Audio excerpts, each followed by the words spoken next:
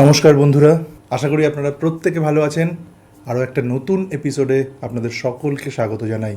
কিছুদিন আগেও আমাদের এই রাজ্যে এটা নতুন করে বলার অপেক্ষা রাখে না যে দুর্নীতিটা প্রাতিষ্ঠানিক একটা রূপ নিয়েছিল, যে এতটাই প্রতিটি মানুষের মুখে এই দুর্নীতি দুর্নীতি দুর্নীতি শুনতে শুনতে শুনতে শুনতে আমরা অ্যাকচুয়ালি যে নৈতিক বিষয়গুলো, কোনটা নীতি, সেই সংজ্ঞাটাই হয়তো ভুলতে বসেছিলাম। আর এখন সেই দুর্নীতির কারণে রাজ্যে সরকারটাই কিন্তু পাল্টে গেছে। এতই দুর্নীতিগ্রস্ত বিগত সরকারটি ছিল, এবং বর্তমানে সেই সমস্ত জনপ্রতিনিধিরা, তাদের মধ্যে কিছুজন, তাদের যেন বর্তমানে বোধোদয় হয়েছে। তারা বলছেন যে সেই সময়ে এই কাজগুলো না করলেই হতো, এগুলো অন্যায় হয়েছে, মানুষের প্রতি অবিচার হয়েছে।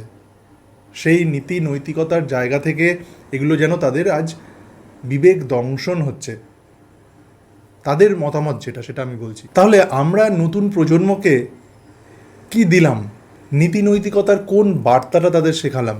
আর সেই জায়গায় দাঁড়িয়ে আজকে আমরা একটু নীতি নৈতিকতার বিষয়গুলো জানার চেষ্টা করব। আমি কেন দুর্নীতি দিয়ে আজকের এপিসোডটা, আজকের বিষয়টা শুরু করলাম, সেটা আপনারা আস্তে আস্তে আস্তে আস্তে বুঝতে পারবেন। আচ্ছা, আপনাদেরকে একটা প্রশ্ন করি। ধরুন একটা ক্ষুধার্ত মানুষ, সে খিদের তাগিদে একটি দোকান থেকে কিছুটা খাবার চুরি করে নিয়েছে। সে অনেকটাই দরিদ্র, সেই খাবার কিনে খাওয়ার মতো তার ক্ষমতা নেই, সে চুরি করেছে। তাহলে আপনারা কি বলবেন যে এই যে সে চুরিটা করেছে, এটা কি ঠিক কাজ করেছে? নাকি মানবিক দিক থেকে দেখলে বলতে পারি যে না, লোকটি ঠিক কাজ করেছে, সে তার চুরির করার অধিকার আছে, কারণ সে নিজের খাবার, নিজের অন্ন জোগাড় করার জন্যে সে চুরিটা করেছে? কোনটা, সেটা আপনারা কমেন্ট করুন তো। তারপরে দেখছি আমার সাথে আপনার মতামতের বা চিন্তার মিল হচ্ছে কিনা। এই যে নীতি নৈতিকতা নিয়ে আলোচনা করছি, তার আগে আমাদের একটা বিষয় জেনে নেওয়া উচিত। এই যে আমরা যে সমাজে থাকি, সেই সমাজে কিছু প্রচলিত ধারণা রয়েছে, সেগুলো যেন অনেক আগে থেকেই সেট করে দিয়েছে কোনো এক অজানা মানুষজন। অবশ্যই সেটা সমাজের নিয়ম শৃঙ্খলা সব কিছু ঠিকঠাক রাখার জন্য, আমাদেরকে সুশৃঙ্খলভাবে চলার জন্যে। কী সেই নিয়ম? যেমন সদা সত্য কথা বলো, সবসময় আইন মেনে চলো, এবং অন্যায়ের বিরুদ্ধে প্রতিবাদ করো। এগুলো আমরা সবসময় বইয়ে পড়ি, সবার মুখে, বড়দের মুখে, শিক্ষকদের মুখে শুনে এসেছি, এগুলো শুনে বড় হয়েছি। এগুলো একটা প্রথাগত কথা হয়ে এসেছে, একটা প্যারামিটার হয়ে এসেছে, যে এগুলোর বাইরে একটা প্রথাগত শিক্ষা বা প্রচলিত একটা ধারণা হয়ে এসেছে যে সমাজ এই সমস্ত বিষয়গুলোকে মাথায় রেখে চলবে। এগুলো যে মানবে না, সে আইন বিরুদ্ধ কাজ করছে, যে মানবে সে ভালো লোক। এখন প্রশ্নটা এখানেই, যে এমন কিছু সিচুয়েশন তৈরি হচ্ছে বা ঘটনা তৈরি হচ্ছে,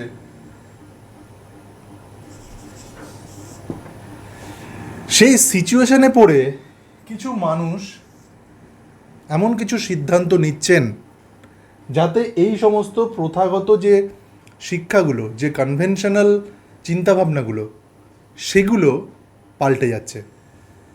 ঠিক কীরকম, আমি যে প্রশ্নটা আপনাদের করলাম, যে খিদের তাগিদে একটি লোক একটি খাবার চুরি করেছে, তাহলে তার মধ্যে কোন চিন্তাভাবনাটা কাজ করবে? সে কি প্রথাগত শিক্ষায় যেভাবে শিক্ষিত হয়েছে, যে নিয়ম মেনে বড় হয়েছে, সে কি তার পরিপন্থী কাজ করলো? তাহলে সে একটা সিদ্ধান্ত নিল, একটা সিচুয়েশনে পড়ে, একটা ঘটনার পরিপ্রেক্ষিতে সে সিদ্ধান্তটা নিল যে তাকে এখন চুরিটা করতে হবে।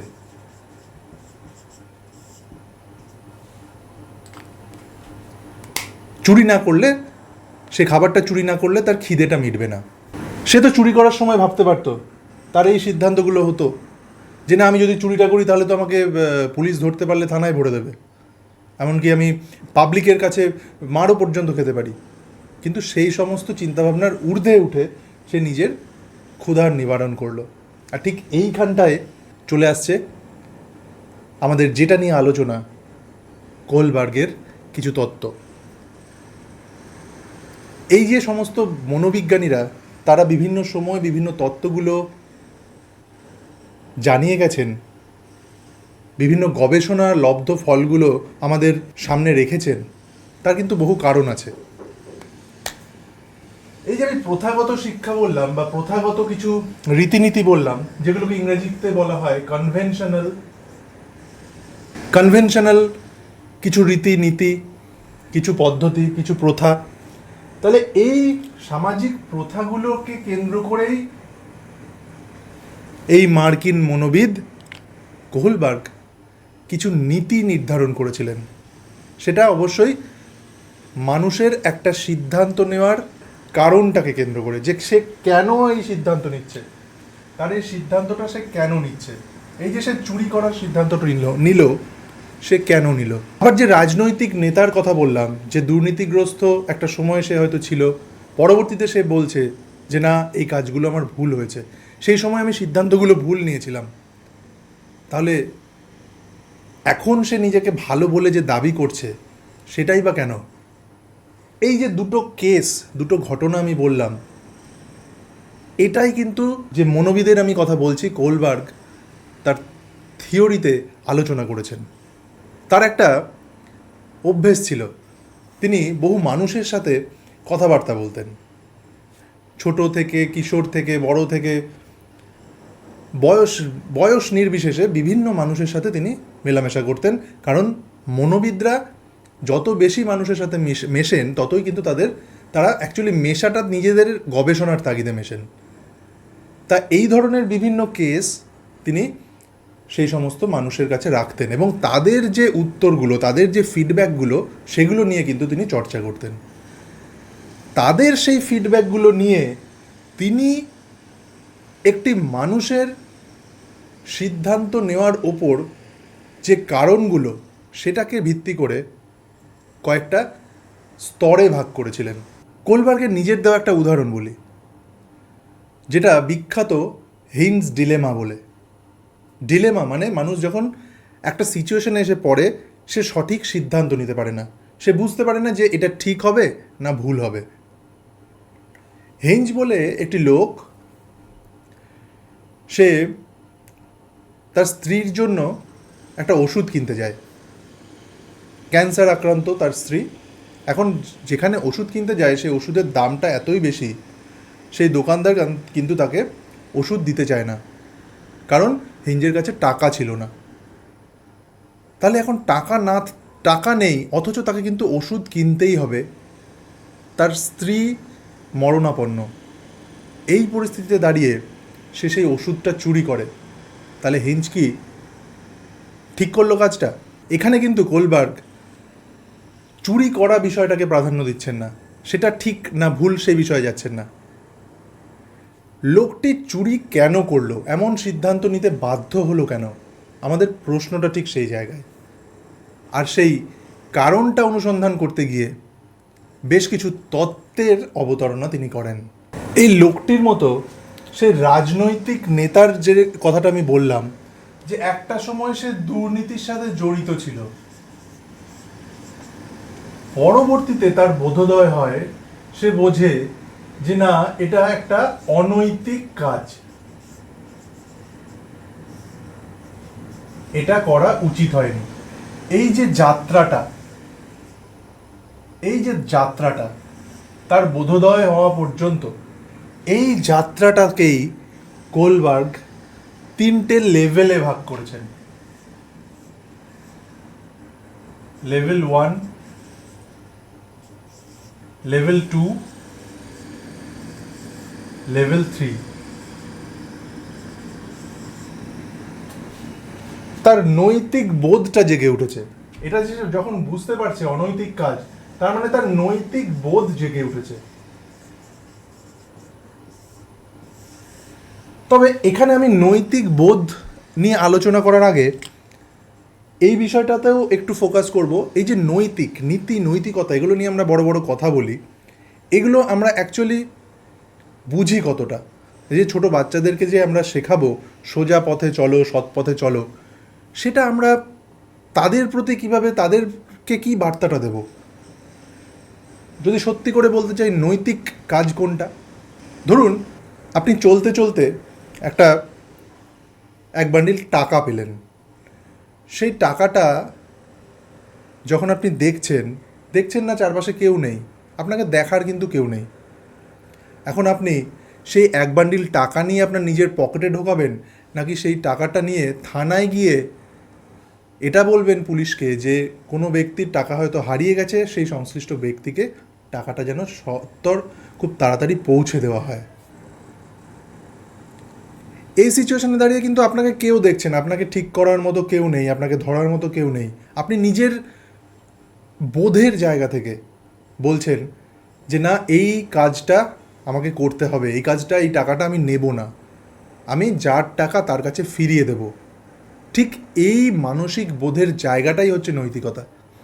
এটাই আমাদের নতুন প্রজন্মকে কিন্তু শেখাতে হবে, নইলে কিন্তু মহা বিপদ। কারণ যে সময়টা আমরা পেরিয়ে এসেছি, যে দুর্নীতির জায়গা থেকে আমরা সরে আসতে পেরেছি, আগামী দিনেও যাতে সেই জায়গায় না পৌঁছই, তার চাবিকাঠিটা কিন্তু আমাদের এই শিক্ষকদের হাতেই।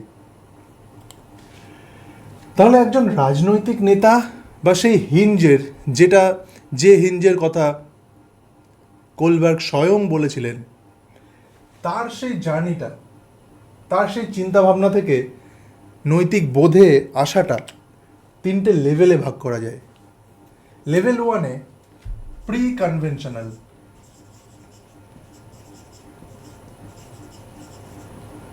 লেভেল 2-তে কনভেনশনাল, আর লেভেল 3-তে পোস্ট কনভেনশনাল। আমি একটু আগে কনভেনশনাল বিষয়টা নিয়ে বলেছিলাম যে সমাজে তৈরি করা কিছু রীতিনীতি যেগুলো বলে দেয় আমাকে এইভাবে চলতে হবে, আমাকে শৃঙ্খলা মেনে চলতে হবে, আমাকে সৎভাবে চলতে হবে, আইন মেনে কাজ করতে হবে। আর প্রি কনভেনশনাল, প্রি কথার অর্থ হচ্ছে আগে, মানে সমাজের তৈরি করা সেই সমস্ত প্যারামিটারগুলোর আগে একটা স্তর, যে সময়ে আমার সেই চিন্তাভাবনাটা অতটাও ম্যাচিওর হয়নি যে সমাজের নিয়মকানুনগুলো মানতে গেলে কি করতে হবে। মানে এটা একটা এমন জায়গা, আমরা জানি যে খারাপ কাজ করলে, অর্থাৎ কনভেনশনাল যে আমাদের চিন্তাভাবনাটা, প্রচলিত যে ধারণা, যদি আমরা অন্যায়ের পথে চলি বা কোনো দুর্নীতির পথ নিয়ে চলি বা কোনো খারাপ কাজ করি, তাহলে চুরি করি, তাহলে আমাকে পুলিশে কিন্তু ধরবে। এটা আমরা জানি, এটা আমাদের কনভেনশনাল চিন্তাভাবনা। এখন প্রি কনভেনশনাল স্টেজে কি হচ্ছে, যে যদি আমি সেটা করি তাহলে আমি ধরা পড়ব, তাই আমি সেই কাজটা থেকে কিন্তু বিরত থাকব এই স্টেজে এসে, কারণ আমার একটা ভয় আছে। কিসের ভয়? শাস্তির ভয়। সেই শাস্তি পাওয়ার কারণে আমি কিন্তু নিজেকে খারাপ কাজটা করা থেকে বিরত থাকব এই স্টেজে এসে, প্রি কনভেনশনাল স্টেজে এসে। এই বিষয়টাকে কোলবার্গ বলছেন স্টেজ 1, অর্থাৎ ওবিডিয়েন্স অ্যান্ড পানিশমেন্ট ওরিয়েন্টেড।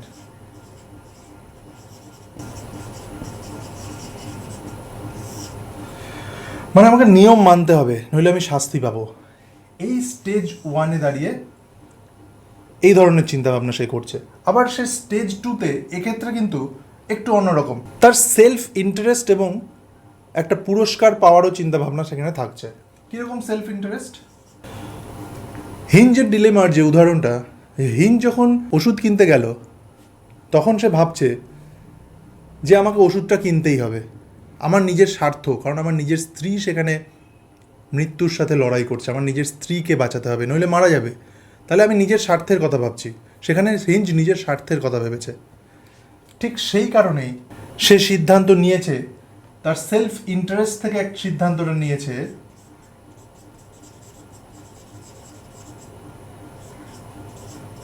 তাকে চুরি করতে হবে।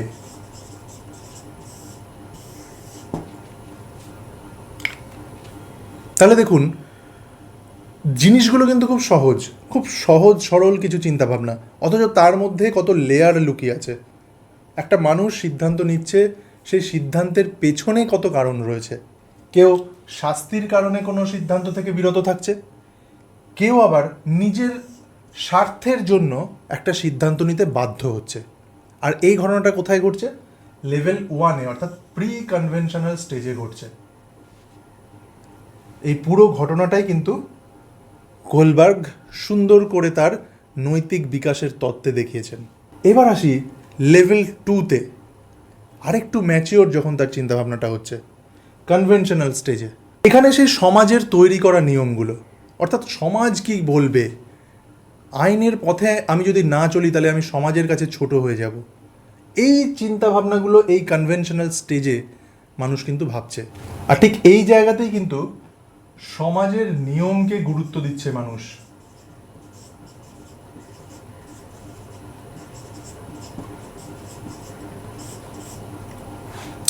কনভেনশনাল স্টেজে যে উদাহরণটা আমি দিচ্ছিলাম, যে হিঞ্জ তার একটা দায়িত্বের কাজ করছে, সে এটা ভেবে কাজ করছে যে আমাকে এই কাজটা করতে হবে কারণ আমি একজন দায়িত্বশীল স্বামী, এই সমাজে কাছে আমি ছোট হয়ে যাব আমি যদি এই দায়িত্বটা পালন না করি, আমি যদি ওষুধটা না এনে দিই আমার স্ত্রীর জন্যে, তাহলে একটা নিজেকে ভালো মানুষ হিসেবে প্রতিপন্ন করাটাও কিন্তু এই স্টেজে এসে মানুষের একটা লক্ষ্য হয়ে দাঁড়ায়, যাকে স্টেজ 3-তে গোলবার্গ বলছেন গুড বয় আর গুড গার্ল।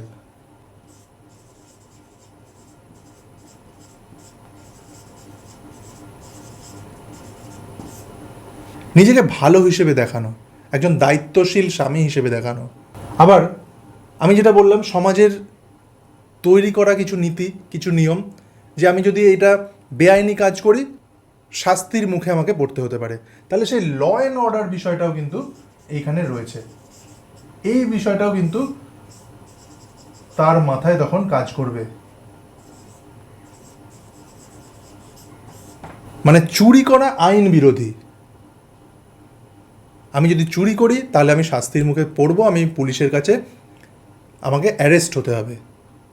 তাহলে এটা কখন ভাববে সে তার মধ্যে, সে যখন কনভেনশনাল স্টেজে রয়েছে, সে লেভেল 2-তে রয়েছে, তার চিন্তাভাবনার স্তরটা যখন এত দূর পৌঁছে গেছে, তখন সে এই সমস্ত চিন্তাভাবনাগুলো করবে। তার মধ্যে একটা ভালো হওয়ার মানসিকতা তৈরি হবে, তার মধ্যে একটা ল অ্যান্ড অর্ডার মেনটেন করার, একটা মেনে চলার মানসিকতা তৈরি হবে।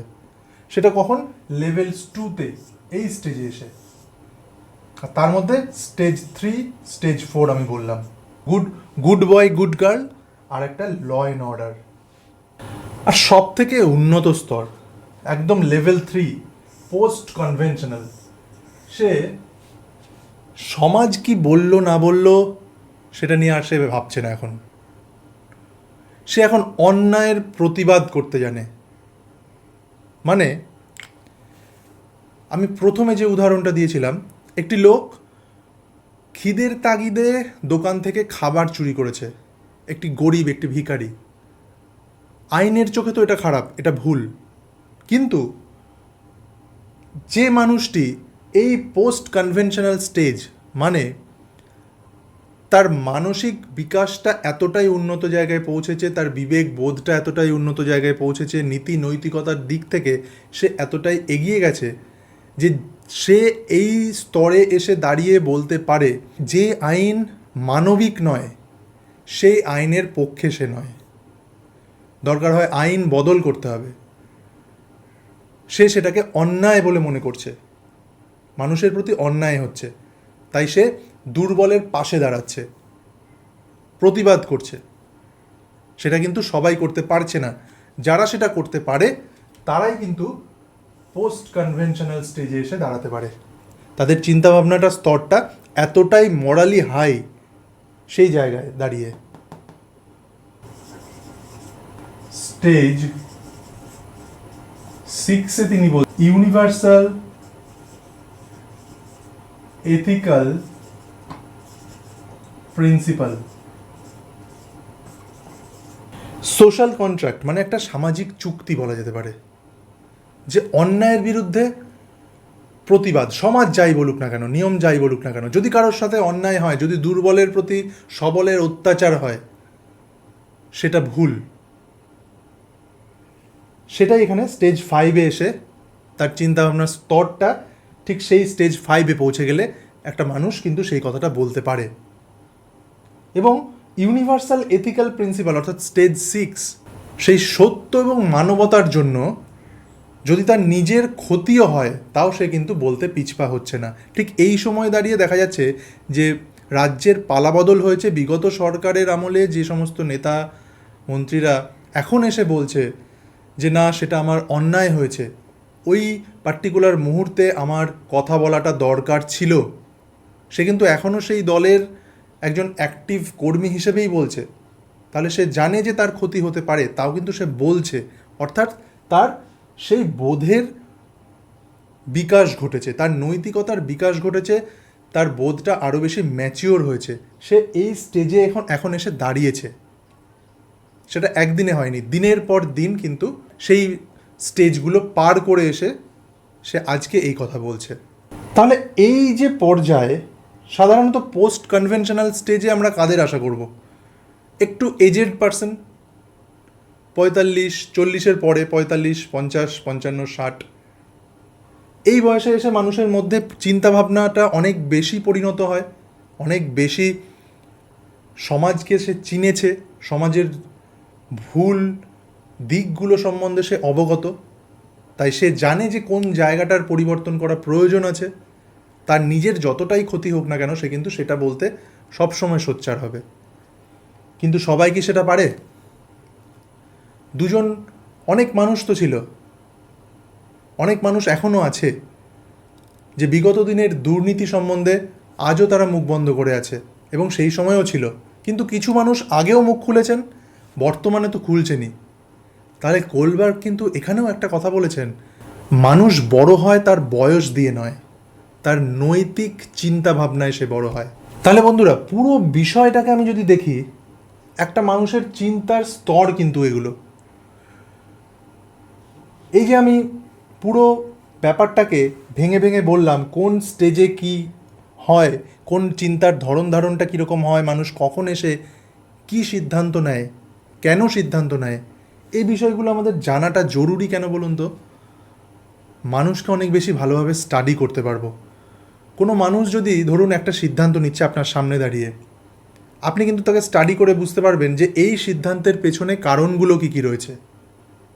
এবং আগামী দিনে যখন আমরা ছোট ছোট বাচ্চাদের পড়াবো, তখন কিন্তু এই যে কনভেনশনাল স্টেজে, মানে সমাজে চলতে গেলে কোন বিষয়গুলো মেনে চলতে হয়, সেগুলোও কিন্তু বাচ্চাদেরকে শিখিয়ে দিতে পারবো, এইভাবে যে তারা যেন আগামী দিনে ভুল পথে পরিচালিত না হয়, সবসময় অন্যায়ের বিরুদ্ধে রুখে দাঁড়াতে পারে।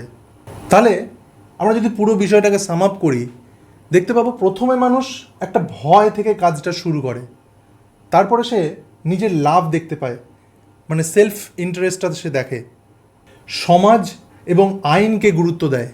আর সব থেকে উন্নত স্তর অর্থাৎ পোস্ট কনভেনশনাল স্টেজে এসে মানুষ নিজের বিবেক তাড়িত হয়ে, নিজের বিবেক বোধের ওপর নির্ভর করে কিছু সিদ্ধান্ত নেয়। মোট কথা, এই যে 3টে লেভেল বললাম, প্রি কনভেনশনাল মানে সমাজের প্রচলিত নিয়ম বোঝার আগে তার চিন্তাভাবনার যে স্তরটা, কনভেনশনাল অর্থাৎ সমাজের নিয়ম মেনে সে চলবে, অর্থাৎ সেই স্তরে রয়েছে তার চিন্তাভাবনার লেভেলটা।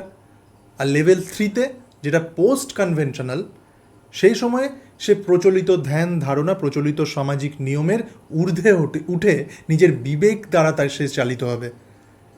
এমনকি সে প্রতিবাদ করতেও কিন্তু পিছপা হবে না, সেখানে তার নিজের যতই ক্ষতি হোক না কেন। এটাই হচ্ছে এই কোলবার্গের নীতির মোদ্দা কথা।